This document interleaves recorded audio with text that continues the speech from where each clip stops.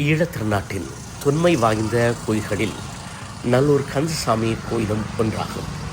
இதனைச் சுற்றி முனீஸ்வரர் கோவில், வைரவர் கோயில், வீராளையம்மன் கோயில் என இல்லாமலும் இல்லை.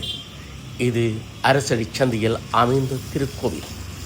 இத்திருக்கோயில்களில் எப்பொழுதுமே கலகலப்பாகவும் ஆன்மீக வழிபாடுகளும் நடைபெற்று கொண்டே இருக்கும். பொங்கலிட்டு அமுது படைப்பதும், வடமாலையிட்டு வணங்குவதும், மோதகம் போன்ற பதார்த்தங்களை வைத்து வணங்குவதுமாக எப்பொழுதுமே மக்கள் ஆன்மீக தேடலோடு வாழ்கின்ற இடம்தான் நல்லூர்.